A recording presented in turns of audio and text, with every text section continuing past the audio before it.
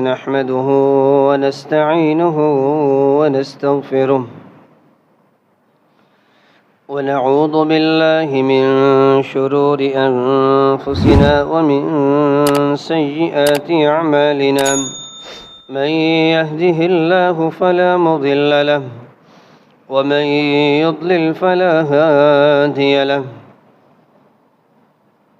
أشهد أن لا إله إلا الله وحده لا شريك له وأشهد أن محمدًا عبده ورسوله أما بعد فإن خير الحديث كتاب الله وخير الهدي هدي محمد صلى الله عليه وسلم وشر الأمور محدثاتها وكل محدثة بدعة وكل بدعة ضلالة وكل ضلالة في النار.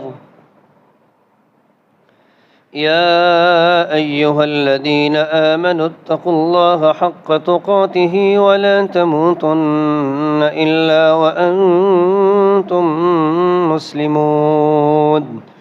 يا أيها الناس اتقوا ربكم الذي خلقكم من نفس واحدة وخلق منها زوجها وبث منهما رجالا كثيرا ونساء واتقوا الله الذي تساءلون به والأرحام إن الله كان عليكم رقيبا.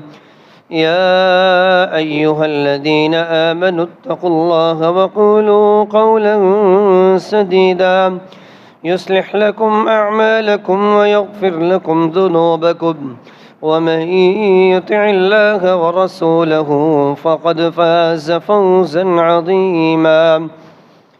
اللهم صل على محمد وعلى آل محمد كما صليت على إبراهيم وعلى آل إبراهيم إنك حميد مجيد.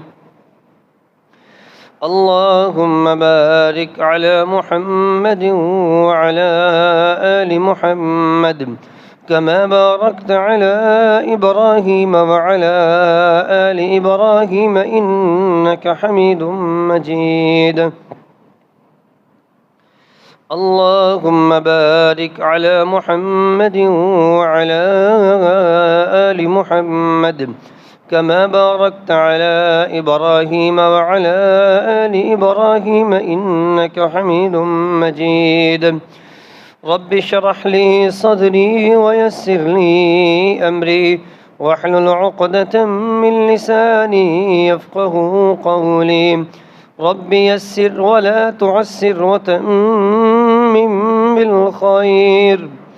أعوذ بالله السميع العليم من الشيطان الرجيم من همزه ونفخه ونفثه. بسم الله الرحمن الرحيم. إن الذين آمنوا وعملوا الصالحات سيجعل لهم الرحمن ودا.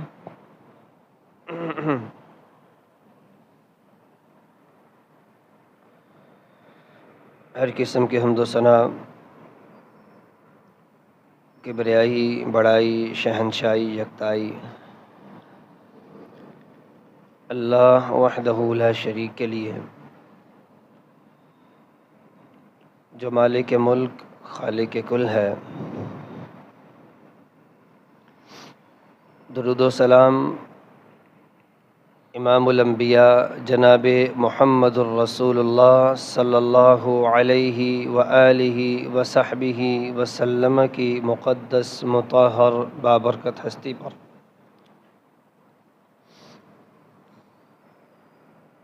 जिन्होंने अपनी उम्मत को रब की महब्बत खूब सिखाई है।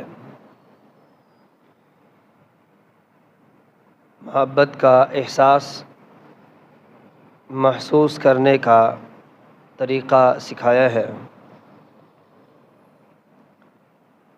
رحمت اور بخشش کی دعا جناب اہل بیت اطہار کے لیے، صحابہ کرام کے لیے، تابعین عظام کے لیے، علماء کرام کے لیے، فقہاء کرام کے لیے، جو اپنے اپنے وقت میں علم وحی کی روشنی میں علم وحی کو امت تک پہنچاتے رہے۔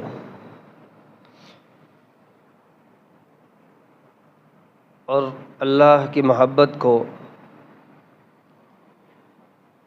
محسوسات تک اور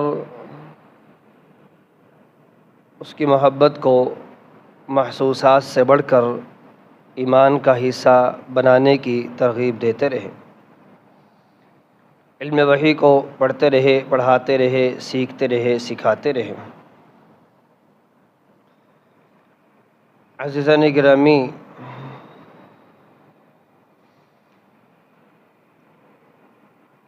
آج کے اس وقت میں جس میں ہم جی رہے ہیں، ہر روز بروز فتنے بڑھ رہے ہیں۔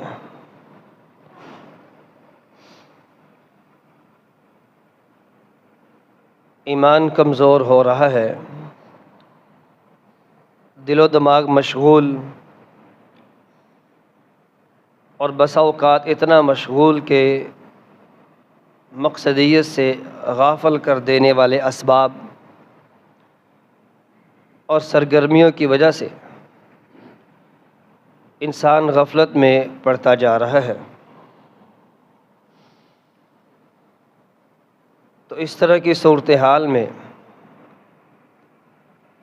انسان کی توجہ، ایک مسلمان کی توجہ اپنے مالک و خالق کی طرف ہونا، یہ انتہائی ضروری ہو جاتا ہے کہ مالک و خالق کی طرف توجہ دلائی جائے۔ جب رب کی محبت اور اس کی تعظیم کمزور پڑ رہی ہو تو ایسے میں رب کی محبت اور اس کی تعظیم کا احساس دلایا جائے۔ سبب یہ ہے، جب محبت اور تعظیم کمزور پڑ جائے گی تو محبت اور تعظیم کے رزلٹ کے طور پر محبت کے اثرات اور فوائد بھی انسان اس سے محروم ہو جائے گا۔ جب رب کی محبت ملے گی تو اس کے اثرات، اس کے فوائد بھی انسانی زندگی میں اس کو ضرور ملیں گے۔ تو عزیزان گرامی، جس صورتحال میں ہم اپنے آپ کو دیکھ رہے ہیں، جگہ جگہ ایسی مصروفیات، ایسے معاملات، ایسے معمولات، بسا اوقات ان کی ضرورت ہوتی بھی ہے یا اکثر اوقات ان کی ضرورت ہوتی بھی ہے، لیکن ایسا بھی ہے کہ اکثر اوقات ان کی ضرورت نہیں بھی ہوتی۔ انسان پھر بھی اس میں اتنا مشغول ہو جاتا ہے کہ وہ سب کچھ بھلا بیٹھتا۔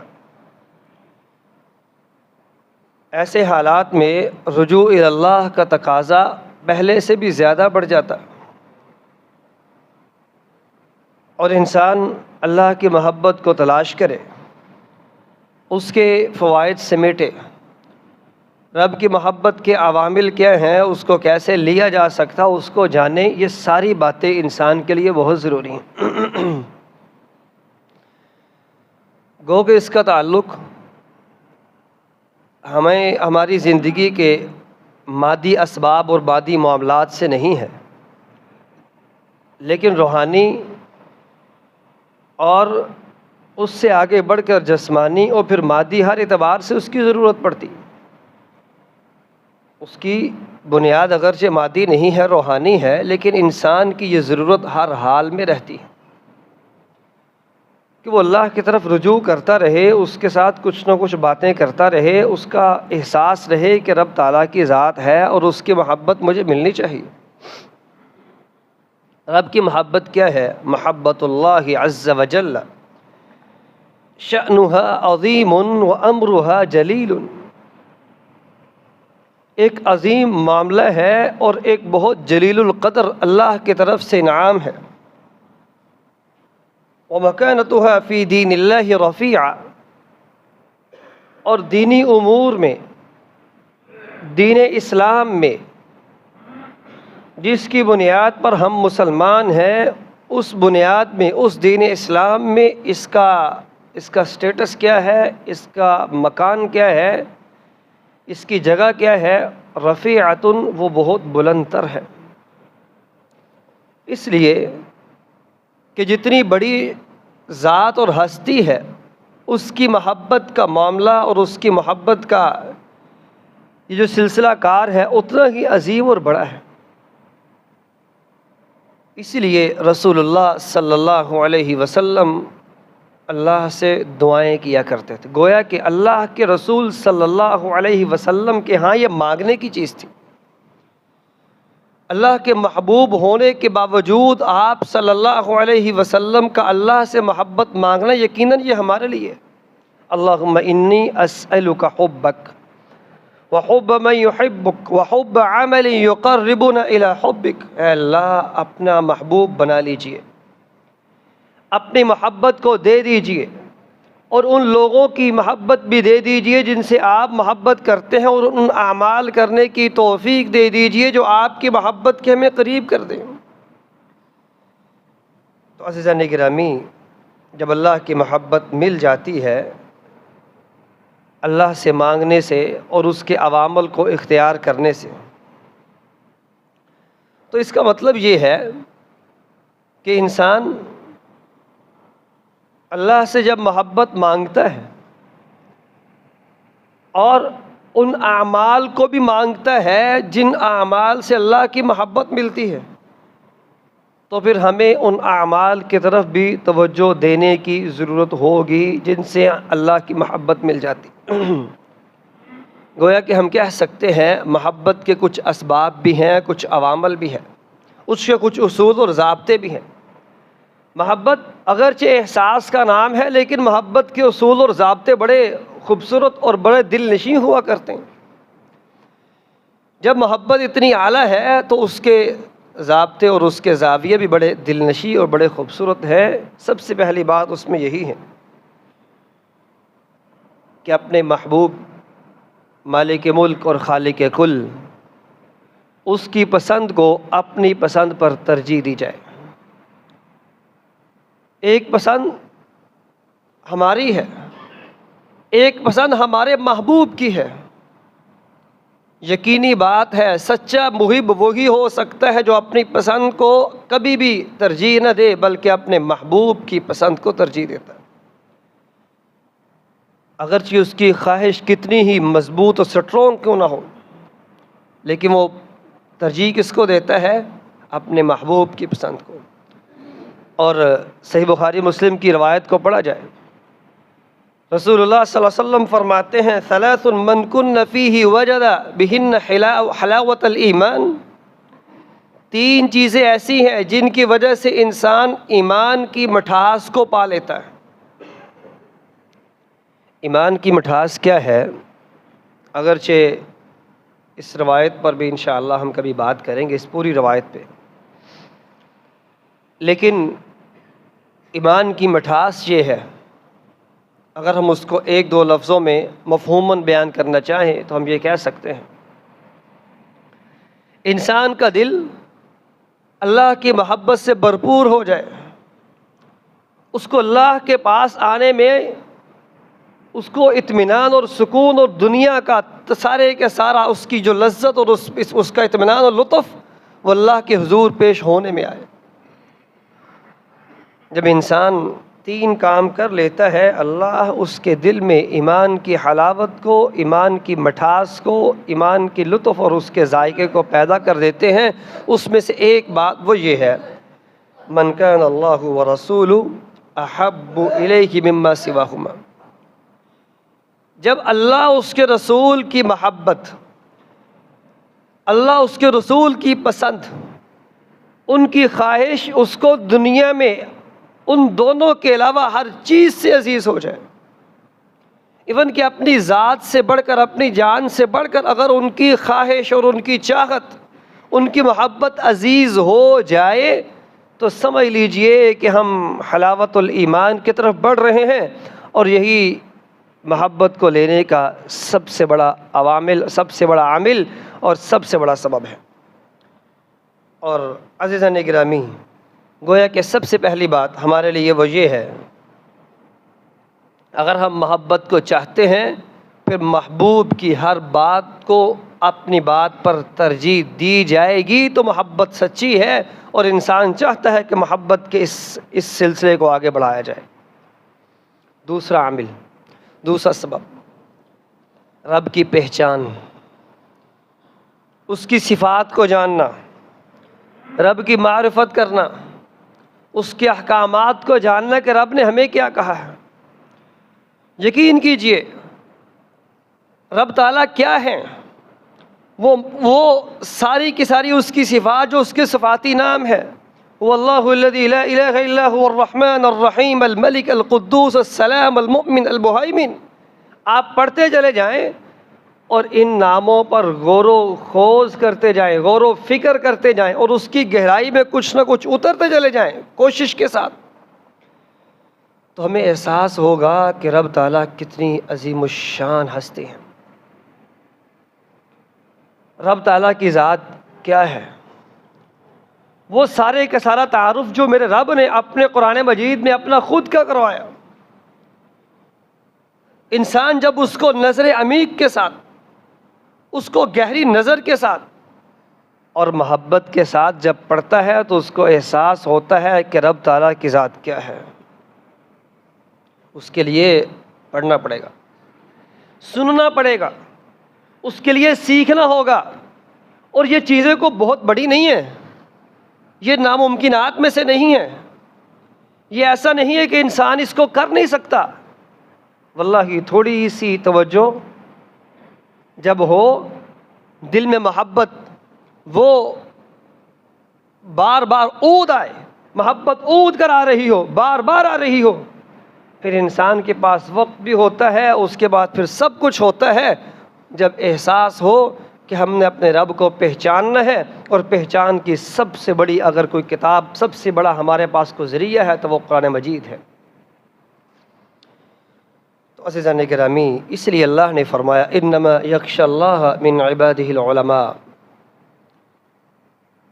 اللہ کی خشیت ڈرنا، اس چیز کو سامنے رکھتے ہوئے کہ رب تعالیٰ کی ذات بہت بڑی ہے، رب کی ذات عظیم الشان، رفیع الدرجات، وہ رب تعالیٰ جب انسان اس کی صفات کو جانتا ہے تو پھر اس کے ساتھ اس کا وہ کنیکشن ہوتا ہے جس میں انسان وہ ڈر ہوتا ہے، جس میں اس کی تعظیم ہوتی، جس میں اس کا بڑا ہونا ہوتا ہے۔ اس لیے رب فرماتے انما یخشی اللہ من عبادہ العلماء، اللہ سے جو ڈرنے والے ہیں، اس کی خشیت رکھنے والے ہیں، وہ علماء ربانیین ہیں، اس لیے کہ وہ اللہ کی صفات کو، اس کی معرفت کو جاننے کی کوشش میں لگے رہتے ہیں۔ تیسرا جو عوامل ہے، تیسرا جو سبب ہے، وہ انسان اس کی محبت کو محسوس کرنا چاہتا ہے تو وہ اللہ کی نعمتوں کو بار بار یاد کرے، اپنے احساس میں رکھے، اس کی نعمتوں کو اپنے احساس میں رکھے، بار بار اس کو دیکھے، اس کی گہرائی میں اترے، اور رب تعالیٰ اس بات کی دعوت کئی ایک مرتبہ دیتے ہیں الذین یذکرون اللہ قیاما وقعودا وعلی جنوبہم، اور کئی ایک مقامات پر یتفکرون فی خلق السماوات والارض ربنا ما خلقت ھذا باطلا۔ انسان جب اللہ کی صفات پر، اللہ کی تمام تر اس کی نعمتوں پر غور و فکر کرے گا تو وہ زبان حال سے پکار اٹھے گا ربنا ما خلقت ھذا باطلا، مالک خلق، مالک ملک، پیارے اللہ تو نے جو کائنات بنائی، یہ ساری نعمتیں بنائی ہیں، یہ مالک و خالق، اس میں کچھ بھی ایسا نہیں ہے جو بے مقصد اور بے فائدہ ہو۔ اس لیے رب فرماتے ہیں وما بکم من نعمت فمن اللہ، جو بھی تم نعمت دیکھو، جس پر بھی تم ہاتھ رکھو گے فمن اللہ، وہ اللہ کی طرف سے۔ انسان اپنا جسم دیکھ لے، یقین کیجئے ہر چیز، ہر عضو، اس کی ترتیب، اس کا کنیکشن، اس کا سب کچھ۔ اب تو یہ ساری چیزیں پرکھنا، جاننا اور اس کو سیکھنا بڑا آسان ہو چکا۔ یہ کافی ہے انسان کو اللہ کی نعمت کی یاد دلانے کے لیے، اور نعمتوں کو یاد دلانا اور بار بار اس کا احساس رکھنا، یہ کافی ہے اللہ کی محبت کو پیدا کرنے کے لیے۔ اور اسی طرح یہی وجہ ہے رسول اللہ صلی اللہ علیہ وسلم جب رات کو سوتے یہ دعا پڑھا کرتے تھے، الحمدللہ الذی اطعمنا وسقانا وکفانا وآوانا وکم من لا کافی له ولا موی له، کہ اللہ تیرا شکر، تمام تعریفیں میرے اللہ آپ کے لیے، جس نے ہمیں کھلایا بھی، پلایا بھی، ہمیں پہنایا بھی اور ہمیں رہنے کی جگہ بھی دی ہے۔ یہ ساری چیزیں ہی ایسی ہیں جو انسان کے ساتھ، اس کی زندگی کے ساتھ جڑی ہوئی۔ اور چوتھی چیز جس سے انسان رب کی محبت کو وہ لے سکتا ہے اور اپنے آپ میں محسوس کر سکتا ہے، وہ ہے علماء، صلحاء اور نیک لوگوں کی مجلس میں بیٹھنا۔ وہ مجلس، وہ جگہیں جہاں رب کی صفات کا ذکر ہو رہا ہے، رب تعالیٰ کا ذکر ہو رہا ہے، رسول اللہ صلی اللہ علیہ وسلم کے احکامات، آپ کے دیے ہوئے احکامات کی بات چیت ہو رہی ہے، اور اللہ کے حقوق و فرائض اور اس کے احکام و فرائض اور حلال و حرام کی بات ہو رہی ہے۔ اس مجالس میں بیٹھنا، وہ مجلسیں اگرچہ آپ ان کے بارے میں آپ کے پاس وقت اور دیگر عوارض موجود ہوں، لیکن اس کے باوجود کوشش اور محنت کے ساتھ ان مجالس میں ان جگہوں کو ڈھونڈ کر بیٹھنا، کیونکہ ہمیں سب سے زیادہ وہ اللہ کی محبت کی طرف لے کے جاتی ہیں۔ اس لیے ہمارا مقصد سب سے اعلیٰ ہے، ہمارا مقصد بہت بلند ہے، تو بڑے مقصد کے لیے بڑی بڑی کوششیں پھر کرنا پڑتی ہیں۔ لیکن یہ ایسا مقصد ہے، مقصد بڑا ہے، لیکن تھوڑی سی کوشش سے بھی اللہ اس کو دے دیتے ہیں، کیونکہ والذین جاہدوا فینا لنہدینہم سبلنا۔ رب کہتے میرے رستے پہ چلو تو صحیح نا، وہ قدم تو اٹھاؤ، تھوڑا سا چلنے کی کوشش تو کرو، میں تمہیں ہدایت اور رہنمائی کی وہ راہیں ہموار نہ کر دوں تو پھر کہنا۔ لیکن شرط یہ ہے کہ تمہارا نیک ہونا، محسن ہونا، احسان کے درجے پہ اللہ کے ساتھ تعلق رکھتے ہوئے اپنے آپ کو پیش کرنا، یہ سب سے اول شرط ہے۔ تم پیش کر کے دیکھو تو صحیح، میں رب تمہارے رستے نہ کھولوں تو پھر کہیے گا۔ عزیزان گرامی، علماء، صلحاء اور نیک لوگوں کی مجالس میں بیٹھنا، اگرچہ سوشل میڈیا نے ہمیں اس سے بہت دور کر دیا ہے، کیونکہ ہمارا مقصد صرف معلومات لینا بن چکا۔ آپ دیکھ رہے ہیں آج کے زمانے میں وہ ساری چیزیں جو یونیورسٹیوں میں، کالجز، اسکولوں میں، ایون کہ مدارس میں پڑھائی جاتی ہیں، وہ یوٹیوب پر اور دیگر پلیٹ فارم پر موجود ہیں۔ کلاسیں، یہ بڑی بڑی فیسیں، بڑے بڑے سسٹم، یونیورسٹیوں کو لیے بڑے بڑے فنڈ، اس کا کیا مقصد؟ ایک چیز انسان اپنی کتاب سے سیکھتا ہے، ایک کلاس روم سے سیکھتا ہے، اور کچھ چیزیں انسان اپنے استاد سے سیکھتا ہے۔ اسی طرح آپ اللہ کی صفات کے بارے میں، اس کے احکامات کے بارے میں جاننا چاہتے ہیں، یہ چیزیں اپنی جگہ پر قائم ہیں، ان کی افادیت، ان کے وہ سارے کے سارے فوائد اپنی جگہ پر بھرپور قائم ہیں، اور اس کا فوائد ہم سب اس کو سمیٹتے ہیں۔ لیکن ہم جس بات پر، جس نقطے پر ہم بات کر رہے ہیں، اس پہ فوکس کرنے کی ضرورت ہے۔ آپ جب اس مجلس میں بیٹھیں گے تو اس مجلس کے جو اثرات ہیں، آپ خود اندازہ لگائیں کہ جس مجلس میں فرشتے اتر کے آپ کے ساتھ بیٹھ کر سن رہے ہوں،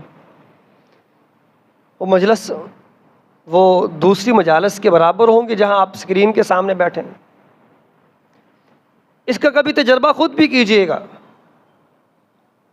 آپ ایک مجلس میں بیٹھے ہیں، آپ نے وہ سارے کے سارے احکامات کو، دیگر چیزوں کو سنا، اسی چیز کو بعد میں جا کر آپ اسکرین پہ دیکھیے گا، معلومات ملیں گی، آپ جو سیکھنا چاہ رہے ہیں وہ سیکھ جائیں گے۔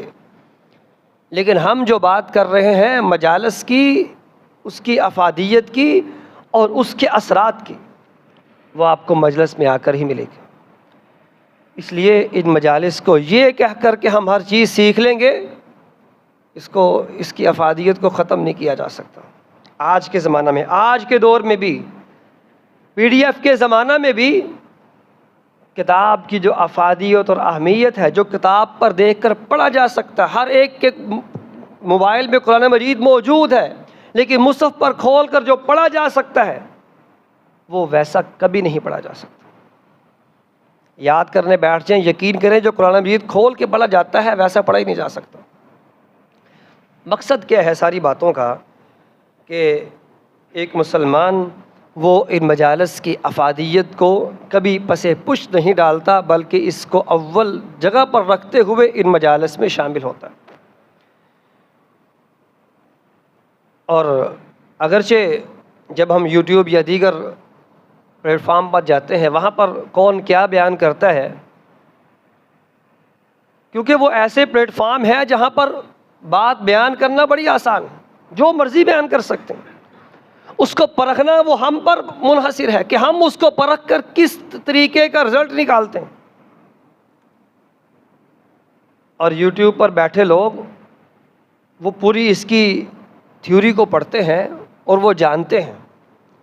اگر ہم نے اپنی بات کو منوانا ہے، جو سننے والا ہے، جو دیکھنے والا، اس سے منوانا ہے، پہلے ہمیں اس کا اس طرح کا ذہن بنانا ہے۔ پہلے اس کا ذہن بنایا جائے گا، پھر اس کو جو مرضی سناتے جائیں گے، وہ ہم جو سنائیں گے، ہماری جو مطمع نظر ہوگا، ہمارا جو ہماری خواہش ہوگی، وہ اس کے مطابق وہ رزلٹ نکالتا چلا جائے گا۔ اس لیے ان مجالس کو، جس میں خالصتاً اللہ اور اس کے رسول کی بات کو بیان کیا جا رہا ہے اور اس کے اثرات اور اس کے فوائد کو انسان سمیٹتا ہے، ان کو انسان کبھی بھی اس کے فوائد سے انکار نہیں کر سکتا۔ اور ویسے بھی ابو داؤد کی روایت، المرء علی دین خلیلہ فلینظر احدکم، ایک مسلمان اپنے دوست کے دین پہ ہے، جس کے ساتھ بیٹھتا ہے، جس کو سنتا ہے، جس کے ساتھ وہ رہتا ہے، اسی کے دین پہ، اور اس کو چاہیے غور و فکر کرے، بہت زیادہ اپنے آپ پر ادھر ادھر دیکھے کہ وہ کہاں بیٹھتا ہے، اس کی بیٹھک کیا ہے، اس کا سننا کیا ہے، اس کا دیکھنا کیا ہے۔ اس لیے اس پر بہت غور و فکر کرنے کی ضرورت ہے۔ اور اس کے ساتھ پانچویں بات وہ ہے، محبت کو ختم کرنے کے ذرائع سے بچیں۔ آپ موبائل کو سائڈ پر رکھ کر کچھ فارغ وقت میں اکیلے بیٹھیں، یقین کریں عجیب سا لگے گا، ایسا لگے گا پتہ نہیں ہمارے پاس کتنا وقت ہے، وقت ہی نہیں گزرتا۔ اور آپ لے کے بیٹھ جائیں اس کو، پھر بیٹھے رہیں جتنی دیر مرضی، پھر نہیں یاد آئے گا ہم نے کیا کام کرنے تھے۔ یقین کریں ظاہری جو کام وہ بھی بھول جاتے ہیں، چاہے جائے کہ ہم اللہ کی محبت کو اور مادیت کو چھوڑ کر اپنی روحانی فوائد کی طرف دیکھیں۔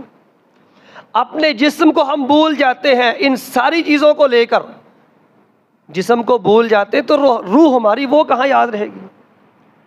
اس لیے وہ سارے کے سارے ذرائع جو انسان کو اس کی روح تک پہنچنے سے رکاوٹ بنتے ہیں، ان کو چھوڑ دیجیے۔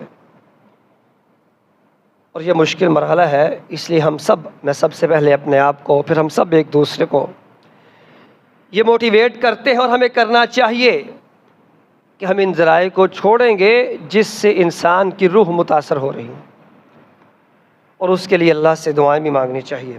عزیزان گرامی، یہ 5 عوامل ہے، 5 اسباب ہیں، بہت سے اسباب ہو سکتے ہیں، لیکن ہم نے ان 5 کو خاص کیا ہے۔ ان 5 اسباب کو سیکھیے اور ان کو اپنی زندگی میں شامل کیے۔ ان میں پہلا سبب کیا تھا؟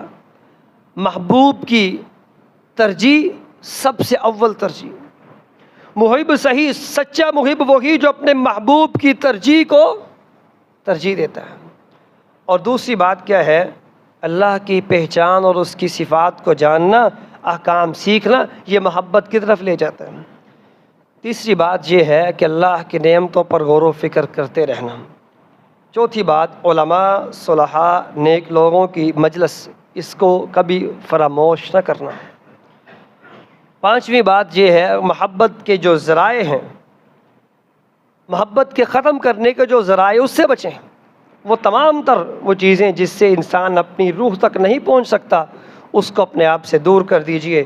انشاءاللہ یہ بات طے ہے کہ عبادت گزاروں کی جو منزل ہے وہ اللہ کی محبت ہے، اس لیے کہ وہ خالق ہے، وہ پالنے والا ہے، وہ چیز جو انسان کے ساتھ جڑی ہوئی ہے اس کے قبضہ قدرت میں ہے۔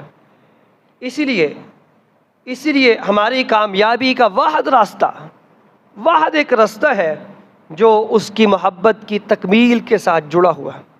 اس لیے محبت کی تکمیل کیجئے، جس سے دنیا و آخرت کی کامیابیاں ہمارے قدم چومیں۔